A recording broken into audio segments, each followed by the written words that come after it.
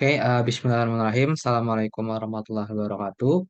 Sebelumnya perkenalkan nama saya Dava Fardani Razak dengan NIM 2310911210050 dari Program Studi Kedokteran Program Sarjana Angkatan 2023. Oke, di sini saya akan menjelaskan tentang organ reproduksi pria, organ reproduksi wanita, dan juga fungsi seksual. Oke, yang pertama kita akan membahas tentang organ reproduksi pria. Oke, pada organ reproduksi pria itu saya akan menjelaskan berdasarkan bagian-bagiannya. Yang pertama, di sini saya akan menjelaskan tentang penis. Oke, penis adalah sebuah organ eksternal yang berfungsi untuk kopulasi dan saluran keluar, keluar urin serta semen, terdiri dari korpus cavernosum dan juga korpus spongiosum yang dapat membuat penis tersebut untuk ereksi. Oke, bagian dari bagian penis itu memiliki beberapa bagian fungsi. Yang pertama adalah korpus. Korpus adalah bagian utama penis yang memiliki bentuk silinder dan juga terdiri dari jaringan erektil. Saat terisi darah, jaringan ini dapat memungkinkan penis dapat mengalami ereksi. Oke, kemudian bagian penis yang lainnya yaitu adalah glans penis. Glans penis adalah bagian ujung penis yang sering kita sebut sebagai kepala penis. Kepala penis tersebut memiliki banyak saraf dan juga sangat sensitif terhadap sebuah rangsangan. Kemudian pada penis itu juga terdapat kulum atau bisa kita sebut sebagai prepusium, yaitu sebuah lapisan kulit yang menutupi glans pada pria yang belum disunat. Kemudian penis juga memiliki sebuah saluran, yaitu saluran uretra, yaitu saluran yang melewati penis, di mana di saluran tersebut adalah jalan keluarnya urin dan juga sperma, walaupun keluarnya urin dan sperma itu tidak secara bersamaan. Oke, jadi mungkin penis ini adalah salah satu apa organ reproduksi pria yang paling utama gitu loh, karena eh, penis ini adalah organ reproduksi yang memungkinkan organ reproduksi pria itu dapat memasukkan sperma ke dalam organ reproduksi wanita, serta dapat mengeluarkan urin melalui uretra. Oke, kemudian setelah itu kita akan lanjut ke organ reproduksi yang kedua, yaitu adalah skrotum. Oke, skrotum adalah sebuah kantong kulit yang melindungi dan juga mengatur suhu testis. Oke, jadi skrotum ini fungsinya melindungi testis dan juga dia dapat mengerut dan juga melemas ketika berhadapan dengan suhu dingin dan juga suhu hangat. Oke, dan juga skrotum ini sangat penting ketika proses pembentukan sperma. Suhu dalam skrotum itu biasanya lebih rendah dibandingkan suhu dalam tubuh. Rendahnya itu sekitar 2 sampai 3 derajat Celcius lebih dingin, dan fungsinya itu biar bisa memastikan sperma dapat diproduksi secara optimal. Nah, kemudian juga kita lanjut untuk ke organ berikutnya. Oke, kemudian kita akan membahas organ testis. Testis adalah sebuah kelenjar reproduksi pria yang menghasilkan sperma dan hormon testosteron. Testis terdapat di dalam skrotum. Jadi untuk testis ini dia memiliki beberapa fungsi. Fungsi yang utamanya, yang pertama adalah testis itu memproduksi sperma. Jadi selain memproduksi, testis juga bisa menyimpan sperma, sel reproduksi pria yang dibutuhkan untuk pembuahan pada sel telur wanita. Oke, kemudian testis juga dapat memproduksi hormon testosteron, yaitu hormon yang penting untuk perkembangan karakteristik seksual sekunder pada pria, seperti pertumbuhan rambut pada wajah dan tubuh, suara yang lebih dalam, dan juga peningkatan massa otot pada laki-laki. Oke, kemudian kita akan membahas organ berikutnya, yaitu epididymis. Jadi epididymis adalah sebuah saluran di atas testis yang memiliki fungsi sebagai tempat pematangan dan juga penyimpanan sementara sperma. Oke, epididymis ini memiliki fungsi utama yaitu pematangan sperma dan juga penyimpanan sperma. Nah, jadi di epididymis, sperma yang baru diproduksi oleh testis itu nanti akan masuk ke dalam epididymis untuk mengalami proses pematangan. Kemudian setelah itu eh, dia sperma itu dapat bergerak dan juga membuahi sel telur. Oke, kemudian sebagai fungsi yang kedua yaitu penyimpanan sementara sperma. Jadi sperma yang belum keluar dari tubuh itu akan disimpan di epididymis dan akan keluar ketika proses ejakulasi. Oke. Kemudian kita akan lanjut ke organ berikutnya yaitu vas deferens. Oke, jadi di organ vas deferens ini adalah organ yang berupa saluran yang berfungsi untuk membawa sperma dari epididymis menuju uretra selama ejakulasi. Jadi ketika ejakulasi terjadi, sperma yang disimpan di dalam epididymis itu akan didorong melalui vas deferens untuk kemudian bercampur dengan cairan dari kelenjar prostat dan juga vesikula seminalis yang kemudian cairan tersebut akan membentuk air mani. Oke, kemudian kita akan lanjut ke organ berikutnya yaitu vesikula seminalis. Oke, di vesikula seminalis adalah organ yang organ yang berupa organ adalah sebuah kelenjar yang menghasilkan cairan semen. Cairan semen tersebut mengandung fruktosa untuk memberi energi kepada sperma. Nah, pada vesicula seminalis itu dia akan mengeluarkan sekitar 60 sampai 70% dari total volume cairan semen. Eh, jadi cairan semen ini fungsinya cairan semen ini memiliki fruktosa yang mana fruktosa tersebut memberikan energi untuk untuk spermatozoa. Oke, jadi spermatozoa ini dia memiliki membutuhkan nutrisi yang mana salah satu nutrisi yang dibutuhkan oleh spermatozoa tersebut adalah fruktosa. Oke, jadi fruktosa ini juga bisa membantu motilitas dan juga vi- visibilitas dari spermatozoa tersebut untuk bisa bergerak. Oke, selain itu juga vesicula seminalis itu eh, cairannya juga dapat membantu menjaga keseimbangan pH yang berada di dalam saluran reproduksi wanita. Jadi ketika sperma tersebut masuk ke dalam organ reproduksi wanita, cairan dari vesicula seminalis tersebut akan membuat pH dari sperma tersebut menjadi seimbang dan membuat lingkungan yang ramah dan juga baik terhadap spermatozoa. Oke. Kemudian juga vesicula seminalis ini memiliki fungsi untuk membantu membentuk sel semen.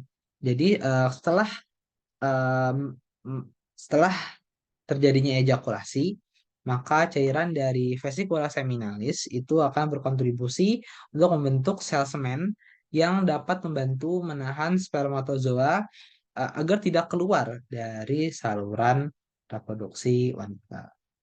Oke, mungkin kita akan lanjut ke slide berikutnya. Oke, kemudian kita akan membahas terkait prostat.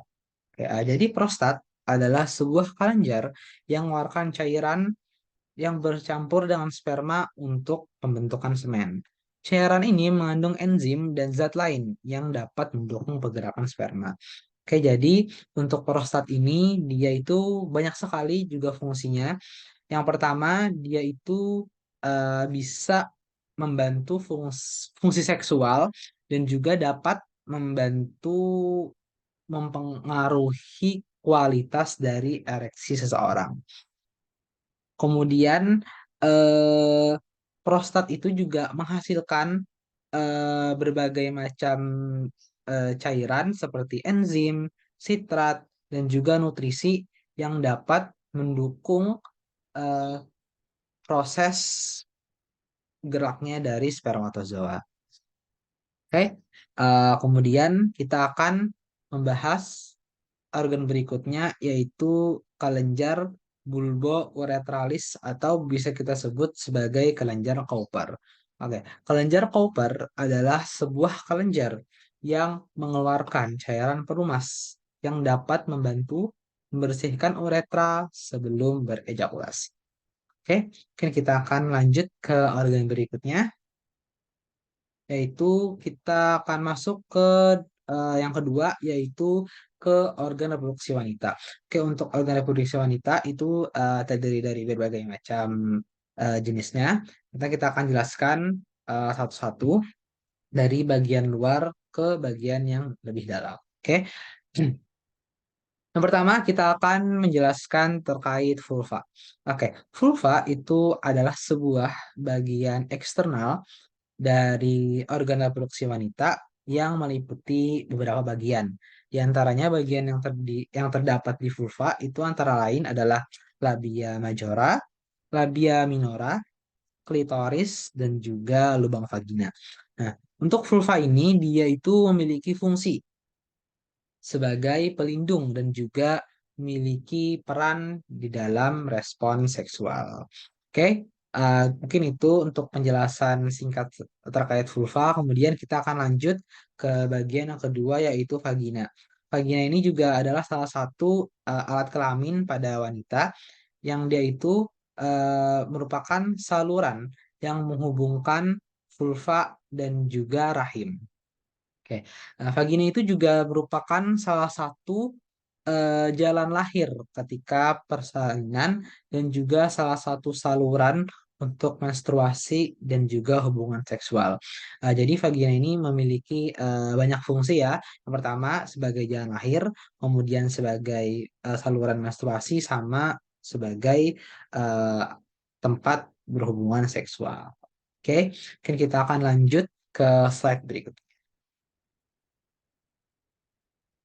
Oke, kemudian kita akan membahas tentang serviks. Jadi serviks ini adalah sebuah bagian bawah rahim yang membuka ke dalam vagina.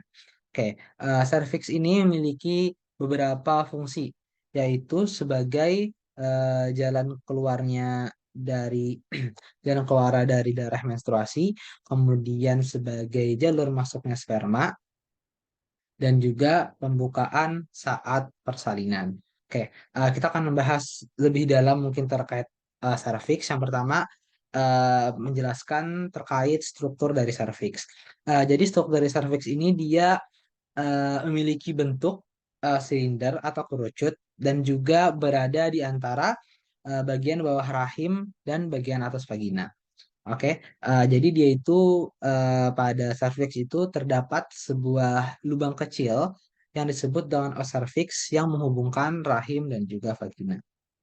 Oke, untuk serviks ini dia memiliki dua fungsi. Yang pertama, fungsi ketika memiliki siklus menstruasi. Nah, jadi ketika serviks ini memiliki siklus menstruasi, dia akan memproduksi lendir yang sifatnya sesuai dengan sifat pada siklus menstruasi. Nah, jadi serviks ini dia dapat mengeluarkan lendir ketika memasuki fase siklus menstruasi. Nah, lendir ini memiliki fungsi yaitu dapat membantu dan juga menghambat sperma masuk ke dalam rahim tergantung pada saat apa siklus tersebut. Nah, jadi lendir yang berada di serviks itu dapat eh, menghambat atau membantu ketika ada sperma yang masuk ke dalam rahim.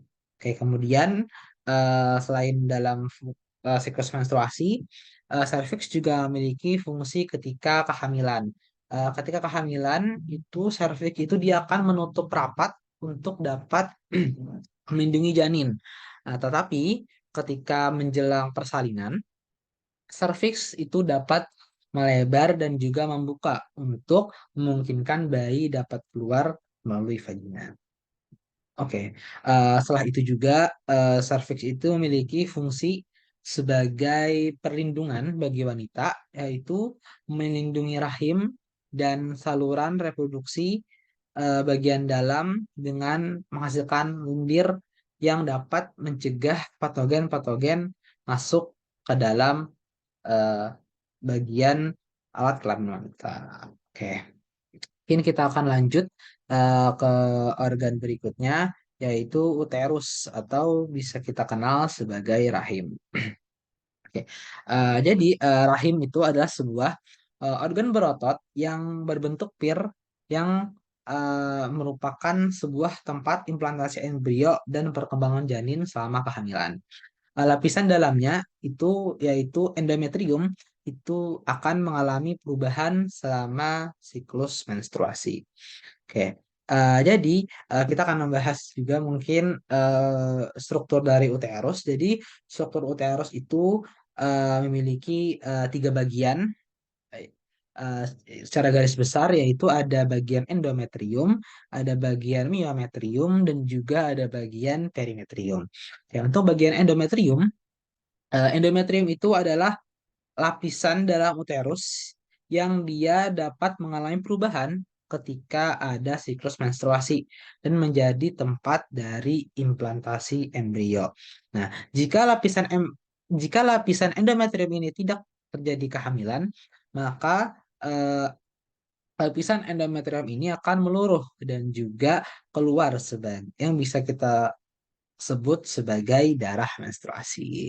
Oke, itu mungkin sedikit penjelasan terkait lapisan endometrium. Kemudian selain endometrium itu ada juga namanya lapisan myometrium. Nah, untuk lapisan myometrium itu adalah lapisan yang berada di tengah. Nah, lapisan myometrium ini berkontraksi ketika menstruasi dan juga ketika terjadi persalinan. Oke, kemudian untuk lapisan terakhir ya dan juga lapisan terluar itu adalah perimetrium yang fungsinya melindungi dari rahim. Oke, untuk uterus itu memiliki beberapa fungsi yang mana uterus ini adalah fungsi utama dari organ reproduksi wanita, yaitu untuk tempat janin berkembang selama kehamilan.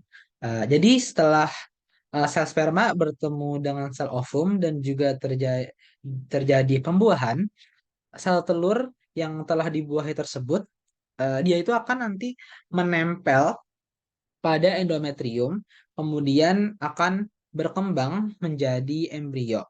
Setelah jadi embrio, dia akan berkembang terus menjadi janin. Nah, di uterus ini juga dia akan menyediakan nutrisi dan juga perlindungan selama kehamilan. Oke, kemudian uterus memiliki fungsi sebagai menstruasi. Jadi eh, sel sperma dan ketika sel telur tidak dibuahi oleh sel sperma, maka lapisan endometrium itu akan meluruh dan keluar dari tubuh perempuan sebagai menstruasi. Dan juga uterus itu sangat sangat ber sangat-sangat berguna ketika proses persalinan karena otot-otot dari uterus itu akan membantu keluarnya bayi melalui dorongan dan juga kontraksi otot-otot yang terdapat pada uterus. Oke. Dan kita akan lanjut ke organ berikutnya, yaitu tuba falopi. Tuba falopi adalah sepasang saluran yang menghubungkan ovarium dan juga uterus. Nah, selain itu, tuba falopi juga merupakan sebuah tempat terjadinya fertilisasi atau pembuahan antara sperma dan juga ovum. Oke, kemudian bagian berikutnya yaitu endometrium. Endometrium adalah lapisan dalam rahim yang akan menebal setiap siklus menstruasi dan menjadi tempat implantasi embrio. Oke, jadi tetapi jika tidak terjadi kehamilan, maka lapisan endometrium tersebut akan luruh sebagai menstruasi.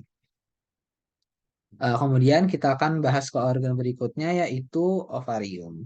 Nah, jadi ovarium itu adalah sebuah kelenjar reproduksi wanita yang dapat menghasilkan ovum atau sel telur dan juga beberapa hormon, yaitu hormon estrogen serta hormon progesteron. Ovarium juga mengatur siklus menstruasi dan kehamilan pada wanita. Nah, jadi untuk hormon estrogen dan progesteron itu adalah hormon yang dimiliki oleh wanita. Untuk hormon estrogen itu adalah hormon yang memiliki peran dalam perkembangan karakteristik seksual sekunder wanita. Contohnya misalnya seperti perkembangan payudara dan juga siklus menstruasi. Sedangkan progesteron itu adalah hormon yang penting dalam mempersiapkan dan juga mempertahankan lapisan endometrium di dalam rahim untuk mendukung proses kehamilan. Oke, mungkin kita akan lanjut ke fungsi seksual dari organ organ reproduksi pria.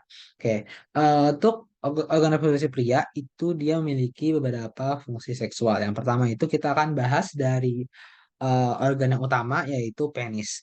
Jadi penis ini memiliki peran dalam kopulasi melalui ereksi, memungkinkan penetrasi selama hubungan seksual. Ereksi terjadi karena aliran darah ke korpus cavernosum dan juga korpus spermosum. Penis juga merupakan saluran ejakulasi mengeluarkan sperma ke dalam saluran reproduksi wanita. Selain penis, pada organ reproduksi pria itu juga memiliki testis, yang mana testis tersebut menghasilkan sperma dan juga hormon testosteron yang berperan dalam perkembangan karakteristik seksual sekunder pria dan dorongan seksual atau libido. Jadi, testosteron ini adalah hormon yang dapat mendukung karakteristik seksual sekunder pria. Contohnya seksual sekunder pria itu tumbuhnya rambut-rambut kemaluan, kemudian suara yang mulai membesar dan juga tadi eh, tumbuh tinggi badan yang mulai berkembang. Oke, kemudian kita akan lanjut ke fungsi seksual organ reproduksi pria lainnya, yaitu epididymis dan vas deferens. Oke, untuk epididymis itu berfungsi untuk menyimpan dan juga mematangkan sperma sebelum ejakulasi. Nah, sedangkan vas deferens itu memiliki fungsi untuk mengangkut sperma dari epididymis menuju uretra selama ejakulasi. Nah, jadi untuk epididymis dan juga vas deferens itu merupakan saluran yang saling bersangkutan dan juga berkaitan untuk proses seksual organ reproduksi pria. Oke, kemudian ya, kita akan bahas fungsi seksual organ reproduksi pria lainnya yaitu vesicula seminalis, prostat, dan juga kelenjar bulboretralis. Oke, untuk ketiga organ ini berfungsi untuk menghasilkan cairan semen, yang mana cairan semen ini nanti akan memberikan nutrisi, melindungi, dan juga memfasilitasi dari pergerakan sperma selama ejakulasi. Nah, jadi sperma itu kan membutuhkan nutrisi dan juga eh, perlindungan ketika melakukan ejakulasi dan berjalan menuju ke sel ovum untuk membuahi sel ovum. Oke, kemudian kita akan membahas fungsi seksual dari organ reproduksi wanita. Yang pertama adalah vulva dan juga vagina. Oke, vulva itu memiliki fungsi sebagai pintu masuk dan juga sensitif terhadap rangsangan seksual. Vagina itu memiliki fungsi sebagai saluran untuk hubungan seksual, memungkinkan penetrasi dan juga transportasi sperma ke dalam rahim. Jadi untuk vulva dan vagina itu dia adalah salah satu eh, saluran untuk memasukkan sperma ke dalam rahim dan membantu untuk proses fertilisasi. Oke, kemudian kita akan bahas organ berikutnya yaitu klitoris. Nah, jadi dari klitoris itu memiliki fungsi sebagai respon seksual dan juga orgasme pada wanita. Nah, untuk klitoris ini dia memiliki struktur yang sangat sensitif terhadap rangsangan, sama seperti pada kepala penis di organ reproduksi pada organ reproduksi pria. Oke, kemudian kita akan lanjut kepada uterus. Oke, uterus itu memiliki fungsi yaitu menerima sperma yang telah melewati serviks dan menjadi tempat implantasi embrio jika terjadi fertilisasi. Nah, jadi fertilisasi itu terjadi ketika sel sperma itu membuahi dari sel ovum. Nah, jadi uh, ketika sperma itu bertemu dengan sel ovum, maka akan terjadi fertilisasi.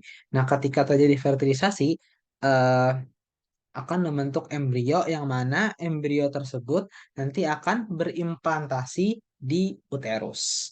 Nah, selain itu juga uterus itu memiliki fungsi ketika orgasme, yaitu membantu memindahkan sperma bisa lebih dekat ke tuba falopi. Jadi dapat membantu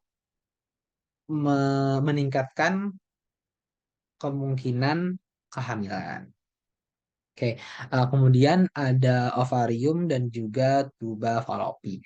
Oke, untuk ovarium, dia itu memiliki fungsi untuk melepaskan ovum selama ovulasi, yang kemudian akan ditangkap oleh tuba falopi, di mana tuba falopi tersebut merupakan tempat terjadinya fertilisasi. Nah, jadi eh, uterus dan juga tuba falopi itu saling berkaitan. Jadi tuba falopi itu merupakan tempat terjadinya fertilisasi, sedangkan uterus merupakan tempat implantasi dari embrio yang mana embrio tersebut adalah hasil fertilisasi di tuba falopi. Oke. Kemudian ovarium ini dia menghasilkan beberapa hormon yang mana hormon tersebut dapat mengatur siklus menstruasi dan juga kesiapan tubuh untuk proses kehamilan. Oke, mungkin kita akan lanjut ke fungsi reproduksi wanita berikutnya, yaitu serviks. Oke, jadi serviks ini adalah organ reproduksi wanita yang memiliki fungsi untuk membuka dan juga mengeluarkan lendir selama masa subur, yang dapat membantu sperma masuk ke dalam rahim. Nah, selama orgasme, serviks itu dapat mengalami kontraksi yang membantu pergerakan sperma ke arah tuba falopi. Jadi, serviks itu nanti ketika masa subur, dia akan mengeluarkan lendir yang mana lendir tersebut dapat membantu sperma masuk ke dalam rahim. Tetapi ketika tidak pada masa subur, lendir pada serviks itu dapat menghambat proses masuknya sperma ke dalam rahim. Jadi serviks ini dia memiliki fungsi tergantung apakah eh, wanita tersebut masuk pada masa subur atau bukan pada masa subur. Oke, oke, mungkin itu saja yang bisa saya sampaikan. Mohon maaf jika saya ada salah kata. Mungkin penutup dari saya, eh, jika ada yang salah itu dari diri saya pribadi. Namun eh, jika jika ada salah itu berasal dari diri saya pribadi. Namun jika benaran itu milik Allah. Mungkin cukup sekian yang bisa saya sampaikan. Salah hilaf mohon maaf. Wassalamualaikum warahmatullahi wabarakatuh.